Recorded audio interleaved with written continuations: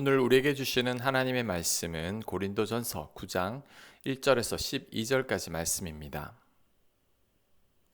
1절 내가 자유인이 아니냐 사도가 아니냐 예수 우리 주를 보지 못하였느냐 주 안에서 행한 나의 일이 너희가 아니냐 다른 사람에게는 내가 사도가 아닐지라도 너희에게는 사도이니 나의 사도됨을 주 안에서 인친 것이 너희라. 아멘.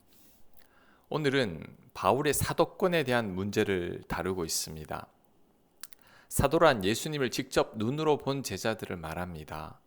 베드로나 야고보나 요한처럼 예수님 곁에서 직접 예수님을 본 사람들을 사도라고 합니다.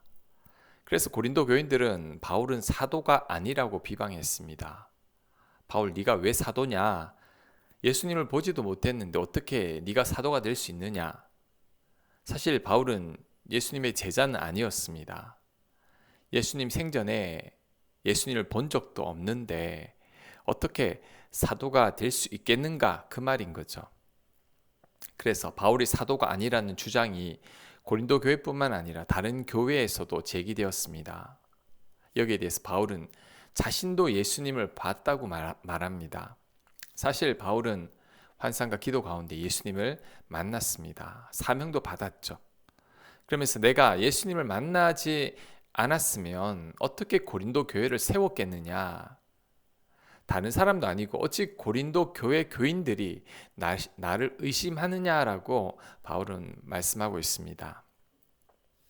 또 고린도 교인들은 바울을 이렇게 비난했습니다. 사도들은 사례비를 다 받는데 바울은 사례비를 받지 않는 것을 보니 아마도 사도가 아니어서 그럴 거다. 이렇게 생각한 거죠. 고린도 교인들이 참 나쁘죠. 바울이 선한 마음으로 교회에 폐를 끼치지 않기 위해 자비량으로 사역을 하는데 바울을 이런 식으로 오해하고 비난하고 있습니다.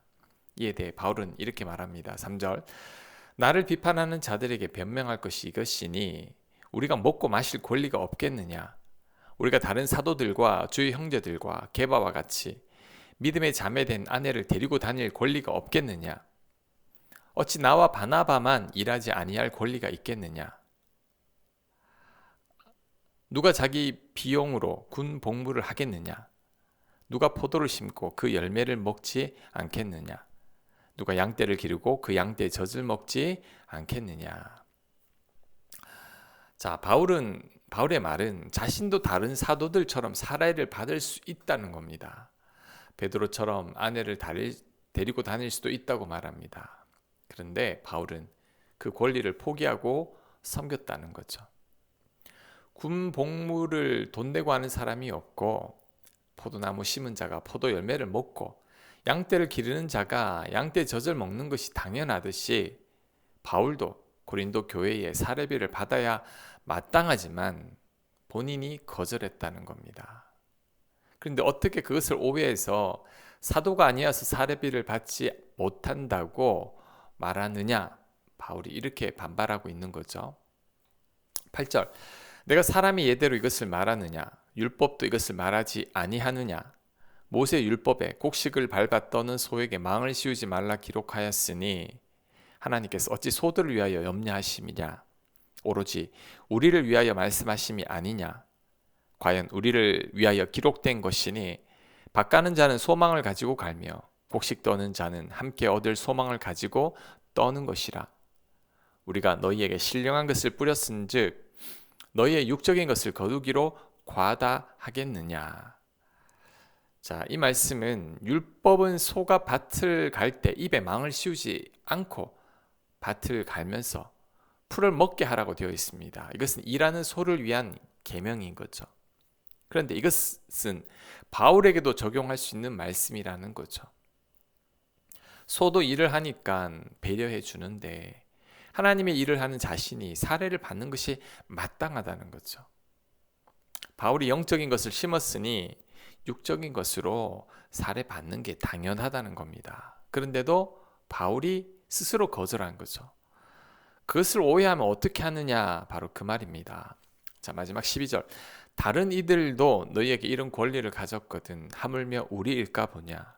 그러나 우리가 이 권리를 쓰지 아니하고 범사에 참는 것은 그리스도의 복음에 아무 장애가 없게 하려 함이로다. 아멘.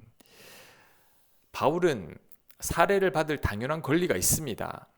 그런데도 바울이 살해를 받지 않는 것은 복음에 장애가 없게 하기 위해서인 거죠. 바울은 복음을 위해서 자신의 권리를 포기하고 있습니다.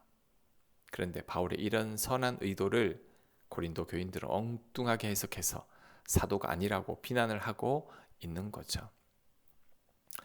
자, 오늘 본문이 주는 두 가지 교훈만 살펴보고자 합니다. 자, 첫 번째는 나의 판단을 다 믿어서는 안 됩니다.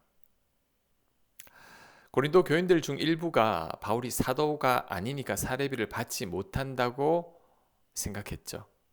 그렇다면 고린도 교인들은 왜 바울이 사도가 아니라는 의심을 했을까요?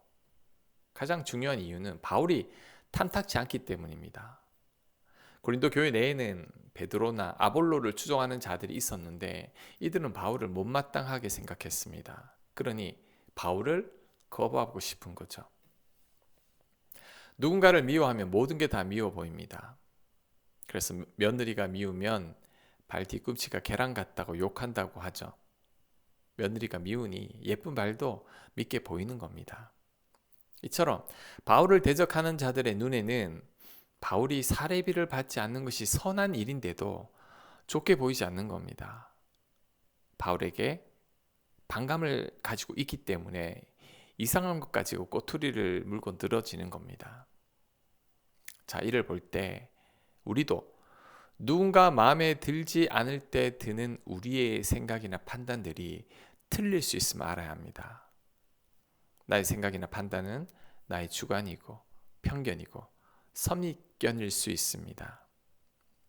내 눈에 좋게 보이면 다 좋게 보이고 내 눈에 미우면 다 밉게 보이는 법입니다. 그러니 내 눈과 내 생각을 전적으로 믿지 말아야 합니다. 특히 누군가에게 반감을 품고 있다면 더 믿지 말아야 합니다. 사람들을 객관적으로 보지 못하고 나만의 색안경을 끼고 잘못 보는 경우가 많기 때문이죠. 누군가에게 호감을 갖고 있을 때에도 조심해야 합니다. 그 사람의 모든 게 다 좋게 보일 수 있기 때문이죠. 그래서 예수님은 판단하지 말라고 하셨습니다. 우리의 판단이 틀릴 수 있음을 알기 때문이죠. 우리의 판단은 내 취향과 나의 주관에 의해 좌우되는 겁니다. 지금 누군가에게 호감이나 반감을 갖고 있다면 그 사람에 대한 내 생각과 판단을 완전히는 믿지 말아야 합니다. 지금 나는 객관적인 판단력을 잃었을 가능성이 크기 때문이죠. 우리 안에 사심이 없어야 합니다. 그래야 바르게 판단하고 생각할 수 있습니다. 자, 두 번째 교훈은 나의 선한 의도를 상대는 오해할 수 있다는 거죠. 지금 바울은 복음을 위해서 교인들에게 경제적인 피해를 주지 않기 위해서 사례비를 받지 않았습니다. 그런데 그것이 어떤 오해를 불러일으켰냐면 사도가 아니라서 사례를 못 받는 거라고 오해를 불러일으켰습니다. 바울의 선한 의도가 완전히 오해되고 있죠. 그런데 우리도 교회 일을 하다 보면 이런 오해를 받는 경우가 많습니다. 나 딴에는 하나님께 감사하는 마음으로 교회를 위해 열심히 봉사하고 섬겼는데 그것이 오해받는 경우가 많죠. 저도 사역을 하면서 오해를 몇 번 받아봤습니다. 제가 하지 않은 말을 했다고 하고 저의 선한 의도를 오해하고 이상한 소문을 내기도 했습니다. 이럴 때는 사역 그만두고 싶은 마음이 들 때도 있었습니다. 그런데 이런 오해를 믿음의 선배들도 다 겪었습니다. 바울도 겪었고 베드로도 겪었습니다. 그래서 베드로는 이런 말을 합니다. 베드로전서 2장 19절입니다. 부당하게 고난을 받아도 하나님을 생각함으로 슬픔을 참으면 이는 아름다우니라. 우리는 부당하게 고난을 받을 수 있습니다. 베드로는 그것을 당연하게 여겨야 한다고 합니다. 그리고 이때 하나님을 생각함으로 잘 참고 극복하라고 말씀합니다. 그것이 하나님 보시기에 아름다운 것이라고 말씀합니다. 혹시 오해를 받은 적이 있습니까? 지금 부당하게 오해를 받고 있습니까? 하나님을 생각함으로 잘 참기 바랍니다. 절대 다투거나 싸우면 안 됩니다. 잘 참고 인내할 때 그 모습이 하나님 보시기에 너무나 아름다운 모습입니다. 저는 부당한 오해를 받을 때 위 말씀을 암송합니다. 부당하게 고난을 받아도 하나님을 생각함으로 슬픔을 참으면 이는 아름다우니라. 하나님 보시기에 아름답다는 것. 그 말씀 붙들고 위로를 받습니다. 예수님도 이처럼 잘 참으셨죠. 아무런 죄도 없이 부당하게 매질을 당하고 희롱을 당하고 결국 십자가에 달려 죽으셨죠. 이때 예수님은 한마디 불평도 하지 않았습니다. 우리를 살리기 위해 그냥 묵묵히 참으셨죠. 그 덕분에 우리 모두가 구원을 받게 된 겁니다. 그러니 우리도 잘 참아내야 합니다. 그리고 오해는 서서히 풀면 됩니다. 홧김에 풀면 안 됩니다. 그러면 꼭 부작용이 생깁니다. 같이 욕하는 것은 가장 안 좋습니다. 나를 오해하는 사람을 보기 싫다고 피하는 것도 안 좋습니다. 그러면 오해가 정말 더 커집니다. 오해가 진실처럼 보이게 됩니다. 오해는 내 안에 화가 가라앉고 내 마음이 차분해졌을 때 그때 푸는 게 좋습니다. 바울도 이런 오해를 고린도 전서를 편지로 보내면서 풀었습니다. 고린도 교인들이 바울의 이 편지를 받고 오해를 풀기 시작했습니다. 그러니 누가 나를 오해하고 있다면 내가 차분해질 때까지 기다렸다가 그때 서서히 풀면 됩니다. 만나서 말하기 힘들면 바울처럼 편지라도 써야 합니다. 기도하면서 해야 합니다. 사단은 자꾸 거짓 오해를 불러일으키기 때문이죠. 우리를 이간질합니다. 어떻게 보면 영적인 싸움이라고 할 수 있습니다. 그러니 기도하면서 하나님께 도움을 청해야 합니다. 그래서 나의 진심 어린 정확한 의도만 상대에게 잘 전달되게 한다면 상대도 오해를 풀 겁니다. 결국은 진리가 이기기 때문이죠. 바울처럼 오해를 받고 있을 때 잘 풀어나가는 저와 여러분들 다 되시길 간절히 바랍니다. 아멘. 하나님, 오해받고 있을 때 답답하지만 바울처럼 지혜롭게 잘 풀어나가는 저희들 되게 하옵소서. 부당하게 고난을 받아도 하나님을 생각함으로 참게 하시고 하나님 보시기에 아름다운 모습임을 기억하며 우리는 말씀 붙들고 승리할 수 있도록 도와주옵소서. 나의 판단을 다 신뢰하지 않는 저희들 되도록 역사하여 주시옵소서. 예수님 이름으로 기도합니다. 아멘.